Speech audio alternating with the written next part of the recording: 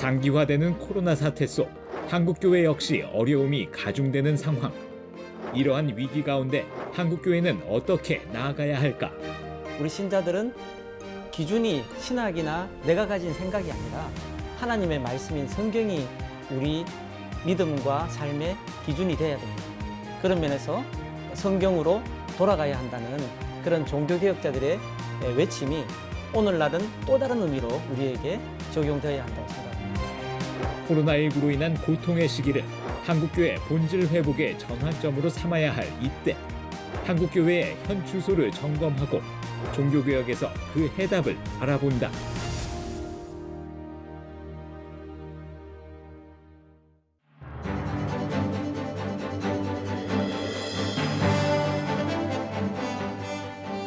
안녕하십니까. 한국교회를 논하다 진행을 맡은 박찬호 교수입니다. 코로나19로 어려움을 겪는 시간이 길어지면서 특히 한국교회 역시 어려움이 커지고 있는데요. 이를 통해 한국교회 내에서 자성의 목소리도 나오고 있습니다. CTS 한국교회를 논하다에서는 부활의 소망을 품고 코로나19로 인한 이 고통의 시기가 오히려 한국교회 본질을 회복하는 전환점이 되기를 소망하며 특별한 시간을 준비했습니다. 개혁주의 생명신학 특집 한국교회 현주소 종교개혁으로 돌아본다를 통해서 한국교회가 그리고 바로 교회인 나 자신 우리 성도 한 사람 한 사람이 통렬히 회개하고 다시 성경과 예수님께로 돌아가 교회 본질을 회복하는 길을 모색하는 그런 시간이 되기를 소망합니다. 개혁주의 생명신학 특집 첫 번째 시간에 함께할 패널분들을 소개해 드리겠습니다. 먼저 평생을 신학 연구와 후진 양성에 헌신하고 계신 분이십니다. 고신대 명예교수이자 백석대 석좌 교수이신 이상규 교수님 나오셨습니다. 반갑습니다. 지식보다 영성, 성경대로 살기를 강조하시며 또 성도들을 그렇게 훈련시키시고 계시는 한국중앙교회 담임 목사님이자 백석대학교 신학대학원장이신 임석순 목사님 나오셨습니다. 그리고 백석대학교 평생교육신학 학장이자 백석대학교 역사신학 교수로 계시는 임원택 교수님 나오셨습니다. 안녕하십니까. 반갑습니다. 예, 오늘 이렇게 함께 해주셔서 감사합니다. 코로나19의 어려움 속에 한국교회가 지탄을 받고 있는 그런 현실입니다. 자, 이런 현실을 먼저 짚어보고자 하는데요. 이상규 교수님께서 생각하시는 현재 한국교회가 직면한 문제들이랄까요? 그리고 그 문제들과 그 원인이 무엇인지 한번 말씀해 주시면 좋으리라고 생각합니다. 네, 우리 교회를 가리켜서 영어로 말할 때 Divine Institution, Human Constitution 이런 말을 하는데 원래 교회는 하나님께서 세우신 제도이지만은 사람들로 구성된 공동체이기 때문에 어느 시기에는 항상 문제는 있어 왔습니다. 그러니까 한국교회 문제는 한국교회 문제만이 아니고 다른 나라도 똑같은 문제가 있었음을 알 수 있는데 물론 뭐 제도적인 문제는 구조적인 문제 있을 수 있겠습니다만 저는 두 가지 근본적인 문제를 말하고 싶은데 첫째로는 신자들의 신앙 일치가 되는 이 정체성 있는 삶을 살지 못했다는 거라고 봅니다. 제가 한 가지 책을 읽으면서 느꼈던 건데 폴란드 출신의 망명 철학자 중에 레제 콜라콥스키라는 사람이 있습니다. 이분이 원래 막스주의자였어요. 근데 이분이 기독교를 개종한 다음에 왜 이 서구교회가 빨리 세속화 됐는가? 제일 중요한 이유가 신자들이 정체성을 너무 쉽게 정체성을 포기했기 때문이다. 그런 지적한 적이 있는데 결국 한국교회 문제도 사실 신자들이 신자다운 삶을 살지 못하는 것 제일 큰 문제라고 보고요. 또 한 가지 문제는 지도자 문제입니다. 사실은 교회가 부패했다 혹은 교회가 타락했다는 말은 교회 건물이 썩었다는 말이 아니잖아요. 교회 지도자들이 타락했다는 말을 좀 더 직접적으로 말하면 성직자들이 타락했다는 뜻이에요. 중세 때 마찬가지인데 성직자들이 모범을 보이고 또 윤리적인 삶을 살고 이것이 굉장히 중요한 의미를 지니잖아요. 실제로 우리 14세기 중반에 생긴 말인데 라틴어로 된 말이지만 성직자의 삶은 평신도의 복음이다. 정말 감동적인 말이죠. 그렇게 결국은 지도자들이 바로 서는 것이 이게 한국교회 경선의 제일 중요한 문제고 따져 올라가면 신학교육의 문제예요. 지적인 훈련만이 아니고 영적인 훈련, 경건 훈련 시켜서 바른 지도자 양성에 내는 일이 소중하기 때문에 백석대학교 이 점을 강조하고 있고 우리 설립자님도 이런 점에서 신학교는 경건 훈련장이 돼야 된다 생각하고 또 그런 점에서 우리 임 목사님 같은 분을 원장으로 모시고 그렇게 신학교육을 하고 있지 않는가 이런 생각이 드는데 기본적으로 지도자들이 바로 서면 한국교회가 새로워질 수 있다 그렇게 생각합니다. 성직자들의 삶이라고 하는 게 평신도들에게는 복음이라 굉장히 참 은혜가 되는 그런 말씀인 것 같습니다. 지금 한국교회가 직면한 문제들 두 가지로 정리를 하신 것 같습니다.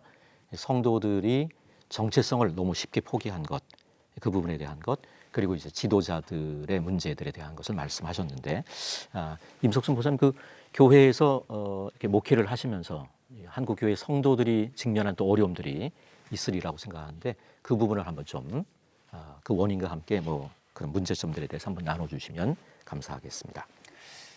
저도 이제 우리 이상규 교수님의 말씀에 전적으로 이제 공감을 하면서 이제 한국 교회가 역사가 뭐 100년 조금 넘었는데 그 기간 동안 갑자기 성장하고 급성장하면서 한국 교회가 외적으로는 성장을 거둬왔는데 내적으로는 아직은 미성숙한 단계에 머물러 있다.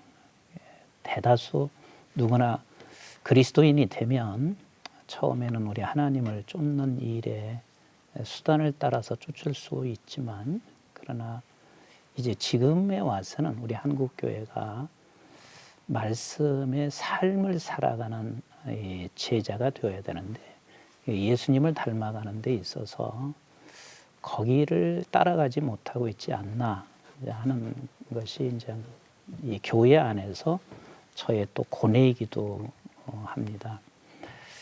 그래서 우리 예수님께서 우리를 그리스도인으로 삼으시고 우리 이 교수님이 정체성의 말씀을 하셨는데 그리스도인들은 반드시 예수 그리스도를 따라가려면 마태복음 16장 24절에 말씀하신 것처럼 누구든지 예외 없이 자기를 부인하고 사실 자존심 내려놓고 또 자기 이기적인 걸 내려놓고 우리가 제 십자가를 지고 가야 되는데 사람들은 이제 제 십자가 그러니까 되게 무겁게 생각하는데 우리 예수님께서도 이 땅에 오셔서 십자가를 짊어지신 것은 예수님의 십자가를 짊어지셨고 그 십자가로 인해서 우리가 구원을 이룬 것처럼 각자에게 제 십자가 오늘 주시는 말씀 이게 나의 십자가고 이것을 이제 쫓아가고 따라가야 되는 것 이게 진짜 그리스도인의 실력인데 사실 코로나를 딱 직면하고 나니까 사람은 위기 때 보면 그 사람의 됨됨이를 아는 것처럼 오늘 코로나 시대에 그렇게 제 십자가를 짊어지고 가는 사람이 그렇게 많지가 않다. 그래서 저는 이 십자가를 짊어지고 가기 위해서는 무시로 기도하지 않으면 성령이 도와주시면 안 되기 때문에 제가 문제점을 지적한다면 이제는 우리 한국교회가 말씀의 삶을 살아내야 된다. 그러기 위해서는 반드시 기도 성령 없이는 불가능하다. 이것을 말씀하고 싶어요. 결국은 위기의 때에 이제 어떤 그분 사람됨의 모습이 드러나게 되고 이 코로나가 이제 어려운 시기인데 또 한국교회 성도들의 실력이 드러나야 되는데 그런 면에서 이제 목회 일선에서 안타까움을 많이 느끼고 계신 그런 모습인 것 같고요. 자 이제 이상구 교수님과 또 임석순 목사님의 어떤 한국 교회의 그 여러 가지 그 직면한 문제들에 대한 얘기를 들었고 임원택 교수님 이런 문제들이 뭐 비단 현재 한국 교회만의 문제는 아닐 것 같은데 그분과 관련해서 한번 말씀해 주시면 감사하겠습니다. 제가 지금 생각할 때 우리 지금 한국 교회가 가지고 있는 그 문제가 그 분열과 이 세속화의 문제인데 분열은 개신교회는 원래 이 교파교회로 이렇게 있다고 생각할 수 있지만 그 교파 안에서도 여러 총회로 나뉘어져 있는 그런 이 분열의 문제. 근데 그렇게 총회로 나눠져 있는 것을 또 더 들어가 보면 이 교회 안에서조차 성도들이 또 이렇게 서로 하나 되지 못하는 그런 분열의 문제. 그리고 또 교회가 세상의 방식을 너무 따라가고 있다. 이런 세속화의 문제, 이런 문제들인데 이 교회 역사를 보면 이 문제점은 역사 시대마다 좀 다양하게 나타나지만 그 원인은 상당히 닮은 경우가 많은데 오늘날 우리 한국 교회를 보면서 저는 생각하는 게 이 중세말 로마 가톨릭 교회의 그 부패와 타락의 원인과 너무 닮았지 않나. 그 원인은 다른 것이 아니고 이 성경의 가르침에서 교회가 결국 벗어났기 때문에 성경의 가르침에서 벗어났기 때문에 오늘날 우리 한국 교회가 이런 참 모양을 보이고 있고 또 중세말 교회와 같은 그런 참 손가락질을 당하고 있는 게 아닌가 이런 생각을 합니다. 예, 세속화의 문제, 또 분열과 세속화의 문제를 말씀하셨는데 아까 이상규 교수님 말씀하신 정체성 문제의 반대면인 것 같은 그런 생각이 좀 듭니다. 예, 예. 그러면 그 중세 시대 교회의 어떤 문제점들, 세속화의 문제, 뭐 이런 것들이 있는데 중세 시대 교회의 문제와 한국 교회 성도들의 문제들이 어떤 면에서는 좀 다 있을 수 있을 것 같은데 이 중세 시대 교회 문제들에서 어떻게 보면 다시 성경으로 돌아가자라고 하는 게 이제 종교개혁 운동이라고 볼 수 있지 않겠습니까? 그 부분과 관련해서 한번 좀. 근데 사실 말씀해 뭐 주시면. 중세 시대 문제 많았습니다만 따지고 보면 전 딱 두 가지입니다. 중세 첫 시대 번째가 문제가, 교리적인 변질이에요. 교리적인 변질. 예, 실제로 이 교리적 변질이 갑자기 일어나면 누구나 다 깨닫고 놀라게 되는데 점진적으로 쭉 변질돼 왔기 때문에 의식을 못하는 것인데요. 역사적으로 말하면 벌써 2세기 중반에 벌써 인간 중심의 고위 성직 개념이 대두되고 성만찬에 대한 잘못된 개념이 대두되니까 이렇게 점진적으로 쭉 발전해 가죠. 그러다가 590년에 그레고리 1세가 교황이 되잖아요. 그레고리 1세를 가리켜서 사실 미신의 아버지라 부르지 않습니까? 그러니까 많은 비기독교적 인간 중심주의가 스며들기 시작하죠. 실제 교황이란 것도 제일 처음으로 교황으로 불린 사람이 그레고리 1세인데 590년이에요. 그러니까 교회가 설립되고 나서 조금씩 점진적인 변화를 거쳐가다가 성경도 근거도 없는 교황직이 생겨난 거 아닙니까? 그러다가 보면 이런 교리적 변질이 14세기, 15세기 더 심해지죠. 그러다가 종교개혁이 불가피한 상황이 이르게 된 것인데 어쨌든 첫 번째 문제는 교리적인 변질을 들 수 있고 두 번째가 교회 타락이에요. 교회 타락이란 말이 아까도 말씀드렸지만 이거는 성직자의 타락이죠. 실제로 이미 9세기 때 이미 성직 매매가 나타나고 면죄부 16세기에 나타나는 것이 아니라 벌써 11세기 벌써 면죄부가 나타나고 14세기, 15세기 거쳐가면서 그 당시 교황들 정말 문제 많았죠, 사실은. 우리가 잘 아는 에라스무스도 신부에 사성하죠. 펠릭스 만츠라고 제세르파 계통이죠. 그분도 성직자에 사성하죠. 또 독일의 기획자 레오주드도 성직자 사성하죠. 그러니까 보면 도덕적 타락한 거죠. 그러니까 저는 이렇게 생각합니다. 사람 사는데 마찬가지예요. 중세 때 타락도 따져보면 돈, 권력, 명예 이 세 가지 문제 다 결부되어 있어요. 그래서 어떤 시대든지 돈, 물질, 명예, 권력으로부터만 자유하면 존경받고 신뢰받을 수 있는 거죠. 그래서 한국 교회가 우리 임원택 교수님도 말씀하시고 임 목사님도 말씀하셨지만 중세기에 많이 닮았는데 지금 우리 시대도 지도자들이 먼저 돈, 명예, 권력 세 가지로부터만 자유하면 완전 새로워진다 봅니다. 그래서 어쨌든 중세가 그런 시대였기 때문에 개혁이 불가피했던 거죠. 자, 그럼 종교 개혁에 대해서 간단하게 어떤 운동이었는지 정리해 주시면 좋을 것 결국 같습니다. 종교 개혁이라는 것도 결국은 개혁이라는 말 자체가 뭔가 개선되지 않으면 안 될 요소 있었다는 뜻인데 저도 그것도 두 가지로 설명할 수 있는데 첫째 중세 때 교리적 변질 상태에서 본래 기독교로 돌아가자는 운동. 그다음에 한마디로 말하면 복음 뭐 이런 그렇죠. 거로 표현할 수 있겠죠. 복음 생명인데 복음 생명. 좀 더 말씀드려 본다면 제일 중요한 것이 세 가지였어 사실은. 우리는 66권만의 성경을 보고 있지만 그 당시 중세 때만 하더라도 66권 성경에다가 7권의 외경에다가 또 트래디션, 전통이라는 것까지 합쳐가지고 전통이라는 것이 교황의 칙령, 교회의 결정사항, 교회가 간섭적으로 시행하는 관행들 여기까지도 하나님의 말씀이라고 가르치니까 그 문제 아니었습니다. 그러니까 전통도 하나님의 말씀 될 수 없다. 외경도 하나님의 말씀 될 수 없다. 성경만이 하나님의 말씀입니다. 이게 사실 오직 성경 개념 아니에요. 이거 한 가지. 그러니까 성경만이 신앙과 삶의 유일한 표준이라는 사실 다시 확인해 줄 사건이 중요한 일이고 또 한 가지 구원관인데 천주교 구원관을 신인 협동설이라고 말하잖아요. 하나님 은총도 필요하지만 인간 행위가 같이 있어야 된다. 그런데 인간 행위는 이거는 구원의 빈거가 될 수 없기 때문에 모든 인간 행위를 거부하고 오직 믿음만이 이걸 강조한 거 아니겠어요? 또 뭐 은혜 교리도 마찬가지인데 사실 솔라 피데라고 말할 때 혹은 솔라 그라치아를 할 때 솔라는 말이 문법적으로 말하면 여성 단수 주격도 될 수 있고 탈격도 되잖아요.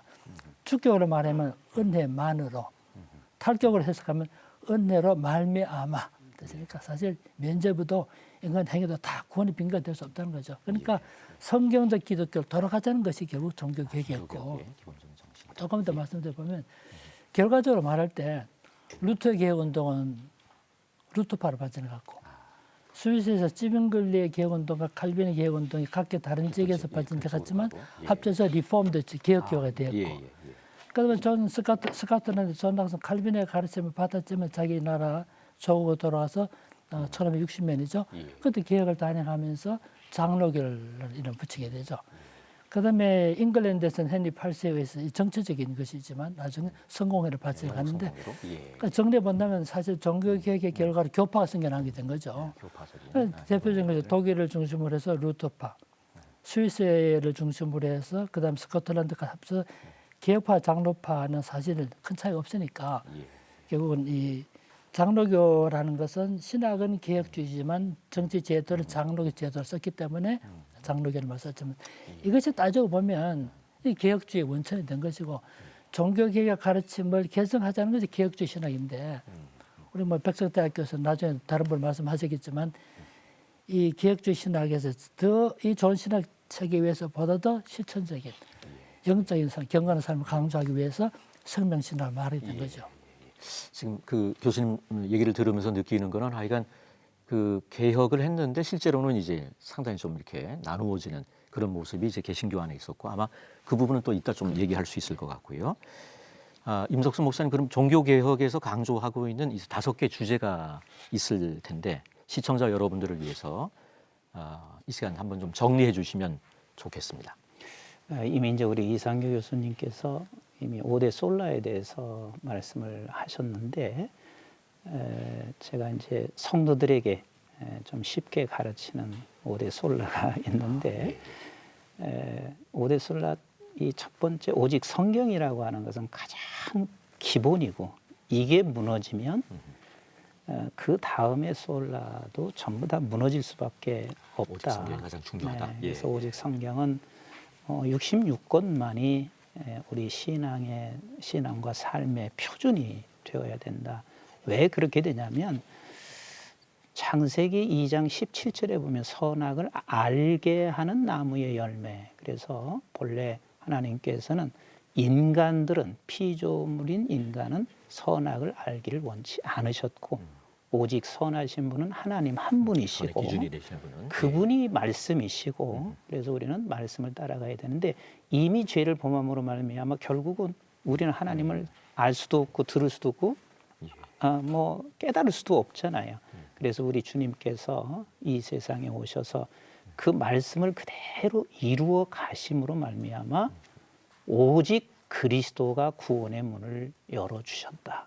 그래서 오직 그리스도. 그래서 오직 그리스도께서 구원의 문을 열어 주셨고 그분이 우리에게 하나님께서 이제 믿음을 오직 믿음을 말씀하시고 계신데 사실은 이 믿음도 오직 그리스도께서 우리에게 생명을 주신 자들만이 믿음을 고백할 수 있잖아요. 그래서 그 어떤 율법이나 자기의 의로는 우리가 구원될 수도 없고 우리는 믿음인데 믿음조차도 우리 주님께서 우리에게 주신 그 은혜다. 그래서 그 다음으로 우리가 오직 은혜. 그래서 결국은 주님이 오셔서 생명 주셨고 그래서 생명을 가진 자가 믿음으로 시인하게 되고 그래서 결국은 우리가 은혜를 입었으니까 그 은혜를 입었다는 그 자체가 아까 우리 이 교수님 말씀하신 대로 그게 그리스도인의 정체성이고 그래서 그 은혜를 입은 사람이라면 그 은혜 속에 우리가 이제 하나님께 영광을 돌려야 되는 오직 영광. 근데 그 영광이라고 하는 자체는 우리 하나님께서 영광을 돌려라 그렇게 했을 때 하나님이 영광을 받으시기 원해서 그런 것이 아니라 하나님 본체가 영광이시기 때문에 굳이 영광을 받을 필요가 없어요. 그러나 우리가 하나님 앞에 모든 영광을 돌릴 때 그 돌리는 사람에게 우리 자체가 하나님으로부터 영화로워지고 우리가 영광이 되어지기 때문에 그것이 곧 모든 사람들에게 하나님을 보여주는 길이다.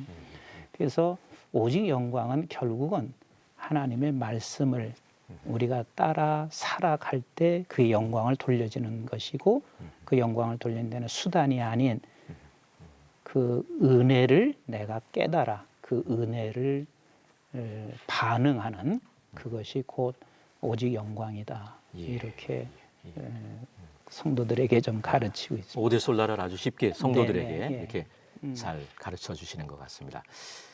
자, 임원택 교수님, 지금 우리의 삶과는 너무나 달랐던 이제 500여 년 전에 이 종교 개혁이 이제 서구에서 일어났던 종교 개혁인데 오늘 뭐 초시대라고도 불리는 지금 이 시점에서 그것도 서구가 아닌 한국에서 이 종교 개혁을 다시 거론하는 이유가 분명히 있을 것 같은데 그 부분을 좀 말씀해 주시면 감사하겠습니다. 종교 개혁이라고 할 때 이 종교는 중세 교회를 말하거든요. 그러니까 중세 교회를 개혁한다는 그런 말인데 사실 중세 교회가 처음부터 이렇게 부패하고 타락했던 게 아니고 앞서 이상규 교수님 잠깐 언급하셨듯이 뭐 횟수로 보면 한 1000년에 걸쳐서 이 점점 이 타락과 부패로 성경의 가르침에서 벗어났던 걸 볼 수가 있습니다. 그런데 우리 지금 한국 교회 같은 경우에 선교사님들 통해서 개신교회가 복음을 받은 지 한 136년, 그러니까 130여 년 좀 지났는데 안타깝게도 중세교회는 1000년에 걸쳐서 성경에서 벗어난 그거를 우리는 10분의 1 정도밖에 안 되는 100년밖에 안 되는 이 짧은 단기간에 이 부패와 타락을 따라잡은 꼴이에요. 너무 안타까운 일인데 그러면 이 문제 많은 중세교회를 개혁하기 위해서 종교개혁자들이 도대체 어떤 방안을 얘기했는가 그것을 우리가 좀 살필 필요가 있고 그런데 그것이 그냥 종교개혁자들이 제시한 원리이기 때문에 우리가 살피는 것이 아니라 바로 그 원리가 성경적인 원리이기 때문에 우리가 종교개혁자들에게서 배울 점이 있지 않나 그런 면에서 종교개혁을 살펴보는 것은 오늘날 우리에게 참 필요하다고 생각을 합니다. 예. 그러면 이런 현실에서 이게 사실 이제 한국 교회와 이제 종교 개혁에 대한 얘기가 연결점이 됐는데 이런 현실 위에서 이제 대한예수교 장로회 백석총회는 2017년 9월 14일에 개혁주의 생명신학 선언문을 교회 선언으로 채택을 하였습니다. 이 개혁주의 생명신학이 무엇인지 설명해 주시면 감사하겠습니다. 그 개혁이 필요하다는 데는 아마 뭐 성도님들 모두가 동의할 겁니다. 그런데 문제는 한국 교회의 이 문제에 대한 진단은 참 다양하고 많은데 해결 방안은 제시되지 않고 있는 게 문제라고 생각을 합니다. 우리나라에 사실 많은 개신교회가 장로교회인데요. 장로교회가 표방하는 게 개혁주의 신학이거든요. 그런데 이 개혁주의 신학은 성경에 비추어 봐서 잘못된 것은 바로잡고 올바른 것은 개성한다. 그 이 개혁주의 생명신학을 주창하신 장종현 박사님이 이런 말씀을 자주 하세요. 개혁신학만큼 좋은 신학이 어디냐. 왜? 성경대로 살고 성경대로 믿지 않은 건데 이거보다 더 좋은 신학이 어디냐 이렇게 말씀하시는 거예요. 그런데 문제는 개혁주의를 표방하고 개혁주의를 가르치면서도 그렇게 개혁주의를 살지 못하는 이게 문제라는 거죠. 한 예를 들어보면 실제로 그 우리 개혁주의 생명신학 그 실천 운동이 있는데 그 중에 하나가 이제 회개 용서 운동인데요. 그런 운동이 왜 필요한가 하면 그 130여 년 전에 한국에 우리 이 복음을 전해주신 선교사님들은 여러 나라에서 오신 여러 교파 여러 교단 지금으로 치면 교단 선교사님들이에요. 그러니까 미 북장로교회, 그다음 미 남장로교회, 그다음에 그 호주 장로교회, 그다음에 캐나다 장로교회. 장로교회만 쳐도 그렇게 여러 장로교회에서 오셨는데 이분들이 시간이 지나면서 목사를 안수하려고 할 때 자기 교회 소속 목사로 세우지 않았어요. 왜? 그렇게 되면 갈라진 교회가 될까. 예. 그래서 우리 한국의 하나의 장로교회를 세우기 위해서 기다렸다가 1907년 동로회, 뭐 이성 교수님께서 훨씬 더 잘 아시겠지만 이 동로회가 설립되면서 목사가 처음 쓰는데 결국 우리 한국에는 여러 교파 선교사님들이 들어오셨지만 교단 선교사님 들어오셨지만 하나의 장로교회를 세우셨어요.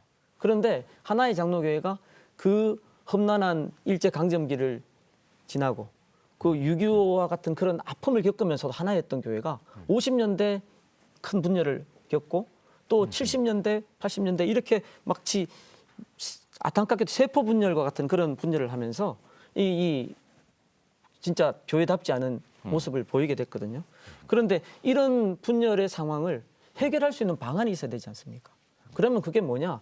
개혁주의 생명신학은 회개 용서 운동이래요. 회개 용서 운동은 뭐냐면 바로 내가 먼저 회개하고 하나님 앞에서 내가 회개를 하면 딴 사람을 용서할 수 있다는 거죠. 왜?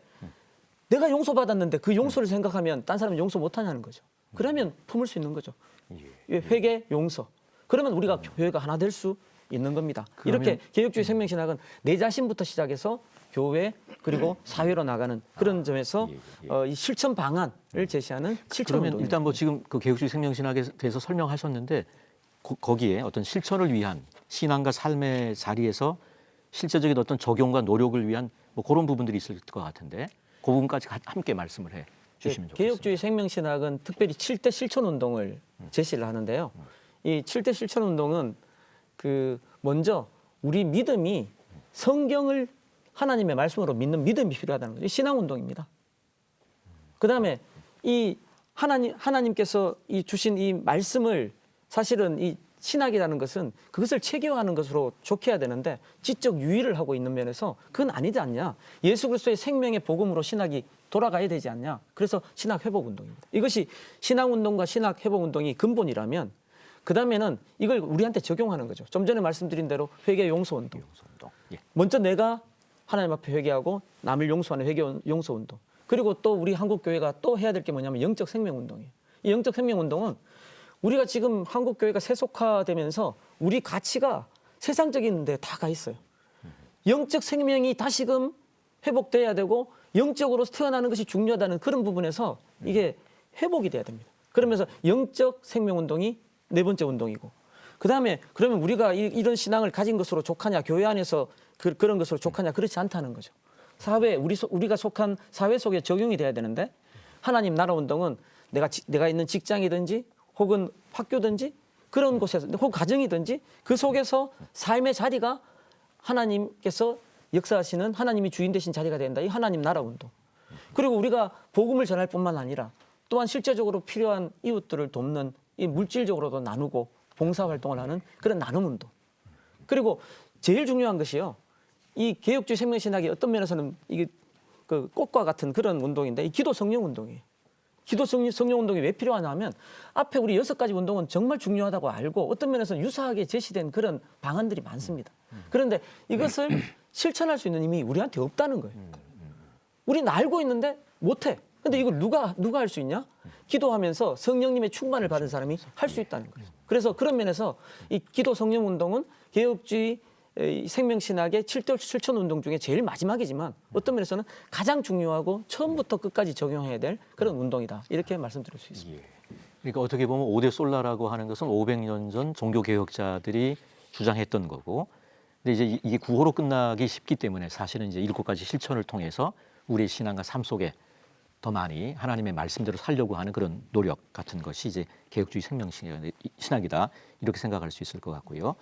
예, 그러면 임석순 목사님 일찍이 이 한국 교회가 뭐 1907년 평양 대붕 운동 이후에 또 일제 강점기와 6.25 전쟁의 어려움 속에서도 놀라운 부흥과 성장을 이어온 한국 교회인데 빠른 산업화 속에 교회 역시 많은 변화를 겪었던 것 같습니다. 그래서 지금 개혁주의 생명신학에 대한 것 말씀을 하셨는데 급변한 한국 사회 속에서 어떤 이 개혁주의 생명신학이 태동하게 된 어떤 역사적 배경에 대해서 한번 말씀해 주시면 좋을 것 같습니다. 제 경우는 개혁주의 생명신학을 이제 접하게 된 게 4년밖에 되지는 않거든요. 그런데 제가 그 4년 전에 개혁주의 생명신학을 접하면서 저는 가슴이 뛸 만큼 그렇게 행복했어요. 왠고하면 우리 한국교회 역사 속에서 개혁주의 신학이라고 하는 것에 대해서 최고의 신학이고 또 성경적인 신학이고 어떻게 보면 신학의 꽃 같은 그런 신학이라는 사실을 모르는 분들이 흔치는 않거든요. 그런데 이 개혁주의 신학에 있어서 2가지 문제점을 대다수 생각하고 있었을 것인데 그 하나가 개혁주의 신학을 하시는 분, 개혁주의 신학을 근거로 해서 목회를 하시는 분들 우월감이 아닌가. 그 우월감이 결국은 우리가 사람들을 섬기고 사랑하고 겸손하게 섬겨가야 되는데 그게 오히려 비판적이고 정죄하고 하나님의 은혜를 강조하는데 의외로, 그러니까 모습이. 오데솔라와는 좀 멀어지는 사실 뭐 여기에 우리 뭐 두 분께서는 역사 신학을 하신 분이시지만 칼빈 같은 경우는 그 성경을 어떻게 성경으로 해석해서 살아낼 수 있을까? 그게 그분이 가장 관심을 가지고 있었던 것 같아요. 그런데 오늘날 너무 많은 사람들이 이렇게 개혁주의 신학을 하고 있으면서도 불구하고 오히려 성경대로 살아가지 못하는 것에 대한 그 아픔과 그런 괴로움을 다 겪지 않았을까. 그래서 자연스럽게 이렇게 태동할 수밖에 없었는데 이것을 우리 백석 신학원의 설립자인 장중현 목사님이 과감하게 이 생명이 없이는 신학이 무슨 의미가 있나. 그래서 우리 이몬테 교수님께서 말씀하신 대로 이것을 실천하지 아니하고는 무슨 의미가 있나. 그래서 사실은 개혁주의 생명신학 그러면 우리는 또 다른 신학을 표방하는 것으로 생각하시는 분들이 많더라고요. 근데 사실은 전혀 또 다른 신학을 표방하는 것이 아니라 영적 생명을 일으키는 운동이라고 이제 봐야 되는데, 그래서 우월감을 가졌던 것들이 결국은 개혁주의 생명 신학을 태동하게 하는 원인이 될 수 있지 않았을까. 또 하나는 신학이 사변화되고 있다는 사실에 대해서 많은 분들이 공감을 하고 있지 않았을까 하는 생각을 하면서 결국은 16세기의 종교 개혁 이 신학의 회복이라고 하는 것은 굉장히 중요한 것인데 오늘날 신학의 회복이 과연 신학으로만 회복이 되는 것이 아니라 오히려 영적 생명을 회복시키는 것, 말씀으로 돌아가서 그 말씀을 살아내는 것, 이것이 진정한 회복이라 생각하셨고 또 그랬기 때문에 개혁주의 생명 신학을 2010년 맞죠? 2010년에 선언하게 되어졌습니다. 그래서 나는 이 개혁주의 생명 신학이 어떤 특정한 교단뿐만 아니라 우리 한국교회 전체가 이 생명 살리는 일에 함께 하는 것이 한국교회를 살리는 길이다. 이렇게 확신하고 있습니다. 예. 실천적인 얘기로 좀 들어가야 될 것 같은데요. 이상규 교수님께서 한번 대답하시면 좋으리라고 생각합니다.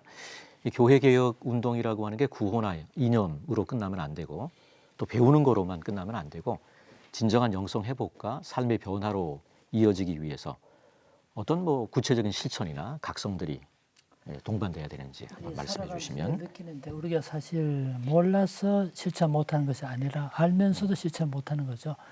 그리고 우리나라 이런 말이 있잖아요. 마음은 원해로되 육신이 약하다다. 그 말이 있는데 정말 그 믿음대로 살겠다는 실천하겠다는 의지가 있어야 된다 봅니다. 그런데 인간은 의지로만 안 되기 때문에 우리 7대 사항에서 말하고 있듯이 성령 기도 운동. 진짜 성령의 큰 은총을 받고 성령 역사 가운데서 그렇게 실천하려는 그 의지가 있어야 된다고 생각되고요.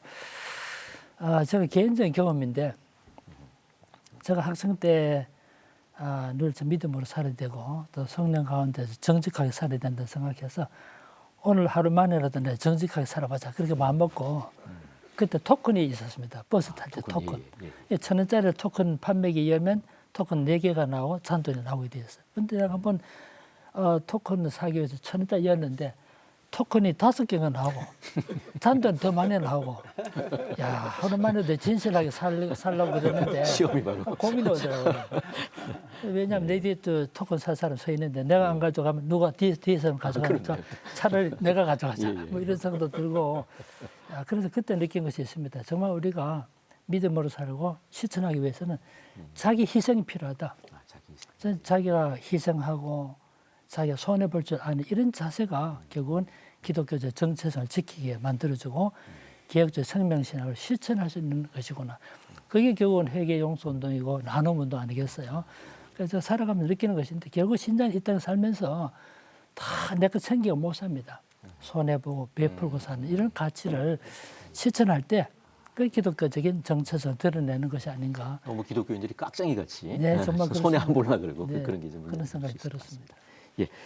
임원택 교수님 개혁주의 생명신학 실천과 관련해서 신학교 현장에서 뭐 이렇게 또 실천하시는 게 있으면 한번 나눠주시면 감사할 것 같습니다. 제가 유학 가서 굉장히 열심히 공부했습니다.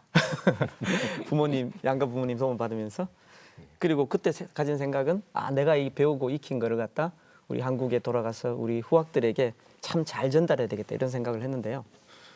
그런데 2003년부터인가 우리 이제 학교 총장님이신 장종현 박사님께서 설교를 하시면서 신학은 학문이 아니다 그러시는 거예요. 저는 처음에 이제 그 말씀을 들으면서도 착각을 하면서 뭐 그렇게 큰 이제 마음에 그걸 생각을 안 한 게 학생들 눈높이에 맞춰서 쉽게 이렇게 가르쳐주고 그다음에 강의를 그 설교같이 열정적으로 하고 이렇게 하면 그게 바로 신학은 학문이 아니다 그런 뜻이 아닌가 생각을 하는데 계속 이 말씀을 하시는 거예요. 신학은 학문이 아니다 계속. 그 나중에 계속 들으니까 이거 제대로 알고 있나? 이런 생각이 들어서 한 10년쯤 지났어요. 진짜 한 10년쯤 지났을 때 가만히 생각을 해보니까 이게 내가 지금 잘못 알고 있구나.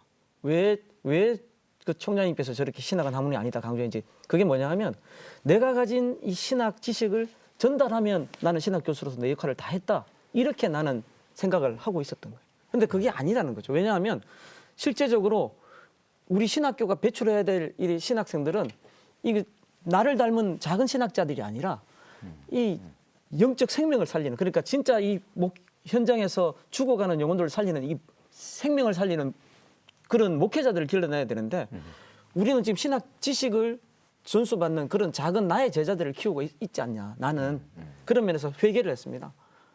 지금도 물론 많이 부족하지만 그래도 바뀐 게 뭐냐면 개혁주의 생명신학을 이제 적용을 해서 신학 교육에 저희 자신의 신학 교육에 적용해서 바뀐 게 뭐냐면 이제는 신학자를 기르는 게 아니라 목회자를 기르는 그래서 한국 교회에 이 올바른 이 생명력 있는 목회자 예수 그리스도의 생명을 가진 목회자들이 배출될 때 한국 교회가 변화될 수 있다 이런 확신을 가지고 그 방향으로 가는 신학 교육으로 적용한 그런 거라고 제가 고백할 수 있습니다. 귀한 고백입니다. 임석수 목사님께서는 이 코로나19 뭐 작년부터 지금 올해까지 굉장히 장기화되고 있는 그런 어려움 속에서 목회자 자신으로서도 또 어려움도 있으실 것 같고 또 성도들이 뭐 대면이 잘 안 되는 그런 가운데 있기 때문에 이 성도들의 훈련을 어떻게 또 강조하고 계시고 또 삶과 신앙에 어떻게 접목하고 계신지 그 부분을 좀 나눠주시면 감사하겠습니다. 사실 이 코로나라는 상황은 저에게는 부정적인 상황보다는 긍정적인 상황으로 제가 받아들이고 있기 때문에 하나님께서 한국 교회와 이 나라 전 세계를 새로운 세계로 이끌어 가신다. 그렇게 생각을 좀 하고 이 새로운 세계를 이끌어 가는데 내가 할 수 있는 것은 무엇인가 이제 혼자 생각해 보면 준비하자.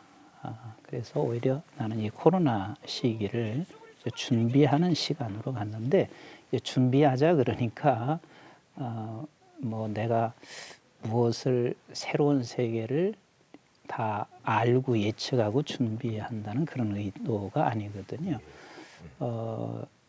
예수님의 제자들이 예수 그리스도께서 새로운 세대를 열어가는데 예수님의 제자들이 전혀 몰랐거든요.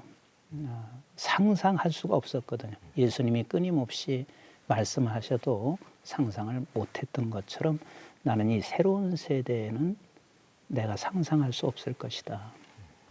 그래서 예수님이 말씀하시기를 예루살렘을 떠나지 말고 그리고 약속한 성령을 기다리라 말씀하신 것처럼 저는 나름대로 준비하는 것을 예루살렘을 떠나지 않는다 하는 말을 장소의 개념과 말씀의 개념으로 두 가지를 생각해서 제가 하고 있는 일을 충실하게 오늘 감당하고 또 하나는 하나님의 말씀이 나에게 말씀을 주실 때마다 그 말씀을 따라가는 게 예루살렘을 떠나지 않는 것이고 그리고 하나님께서 정말 성령이 임하셔서 저 새로운 시대를 좀 준비했으면 좋겠다. 이제 그런 생각을 하면서 제 나름대로 그렇게 시간을 좀 보내고 있어요. 그리고 이제 뭐 교인들에게도 제가 특별하게 훈련하는 것보다는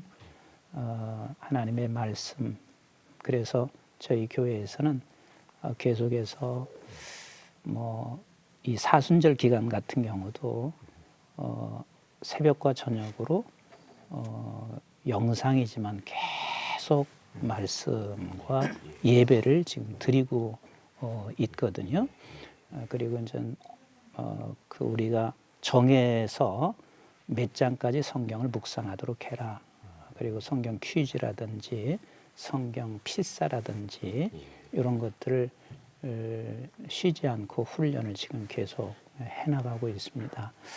특히 이제 그 사순절을 앞두고 저희 교회가 일십, 백, 천, 만 그 운동을 하고 있는데 네, 일이라고 하는 것은 그저 하루에 하나님이 주신 말씀 하나를 순종하자. 10은 10가지 감사를 생각하자. 그리고 100은 하루에 100절 성경을 읽자. 1000은 내가 감사한 내용을 묵상한 것을 1000글자만 쓰자. 그러면 A4 용지에 반절도 안 되거든요. 그리고 만은 만보를 걸으면서 기도하자. 그 운동을 지금 해나가고 있습니다. 어려운 시절이지만 목회자와 또 성도들이 이 복음의 영광스러움 그거를 깨달으면 기도할 수밖에 없을 것 같고요. 한국교회가 새로워지는 역사들이 있으리라고 생각합니다. 임원택 교수님만 좀 한번 개인적으로 또 이 계획주의 생명신학 적용과 관련해서 말씀하시면 좋겠습니다. 생명신학의 이 특징이 이 나 자신부터 그래서 실제로 그 장중현 박사님이 개혁주의 생명신학을 주창하셨는데 자주 하시는 말씀이 이런 말씀입니다. 한국 교회 문제는 이 목회자들의 문제고 목회자들의 문제는 이들을 배출한 신학 교수들의 문제고 이 신학 교수들의 문제는 바로 신학교를 운영하는 나 자신의 문제다. 그건 자신에게서 그럼 우리가 사실 해결 방안을 나 자신에게 찾지 않고 자꾸 손을 바깥으로 돌리는데 나 자신에게서 찾는 운동이 바로 개혁주의 생명신학 운동입니다. 그런 면에서 목회자들이 말씀을 가지고 이제 설교를 준비할 때 그 얘기를 하시거든요. 책이나 주석 같은 거 신학책 한 시간 보면 성경 2시간 보고 나중에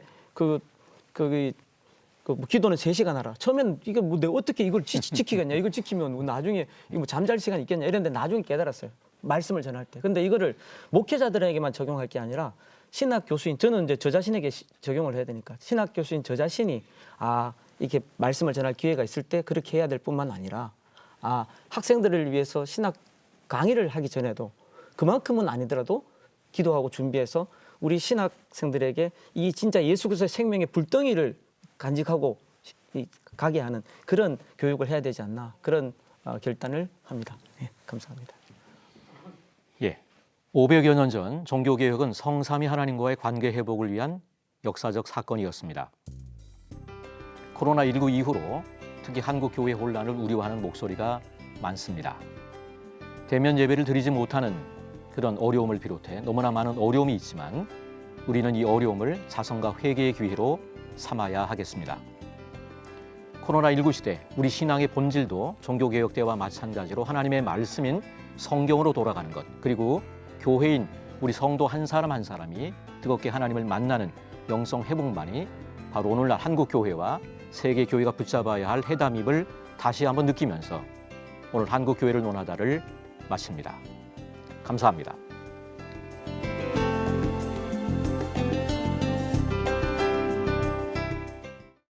이 프로그램은 CTS 방송가족의 사랑과 후원으로 제작되었습니다. 후원 전화 02-6333-1003번, ARS 060-808-1004번으로 전화주세요.